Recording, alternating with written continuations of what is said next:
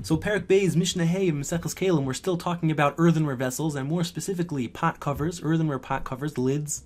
And as we said, generally speaking, lids are not mekabel tumah because they're not made to retain items. The main usage of a lid is just to cover, and therefore it's lacking a proper base kibble, so it's not mekabel tumah. But we're going to see in this Mishnah that certain lids are mekabel tumah because they actually are made to hold things, or they can be transformed to hold things. So kisui, let's start. Kisui, covers, lids, of kadeyayin, of jugs of wine. V'kadei shemen, and jugs of oil. So the lids of these jugs. V'kisui, and covers of chavios niaros, of barrels made in niaros, the place called niaros. These three types of covers, they have a cavity in them. Look at the picture over here. These types of jugs, this cover can actually hold things. But nevertheless, the Mishnah rules that tahorin.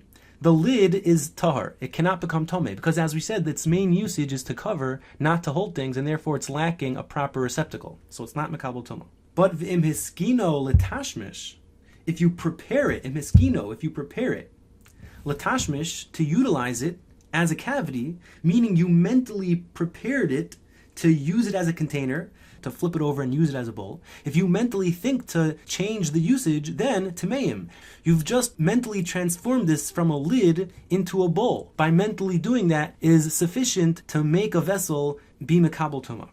So that's halacha number one. Halacha number two.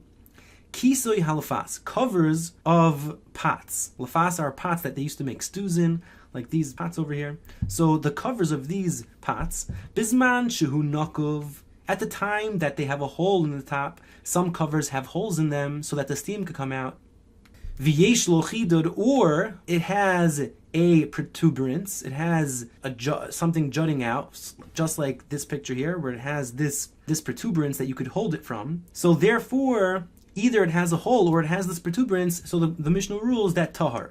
The lids are tahar, they can't become tomei. Because if it has a hole in it, it can't retain liquids, the liquids will pour out of the hole, so therefore you can't utilize it. And if it has this protuberance here, then you can't flip it upside down to retain things because it can't sit flat. It will automatically spill everything out because of the protuberance.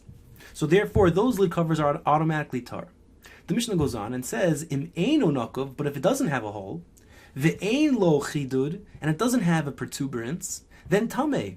Then these pot covers can actually become tamei. Mipnei, because shehi misanenes, because you use it as a misanenes to strain, as a strainer, to strain in it, lesocho, inside of it, esayeret, the vegetables. You will flip over this pot cover and you will spill out the vegetables in it to strain it from the soup.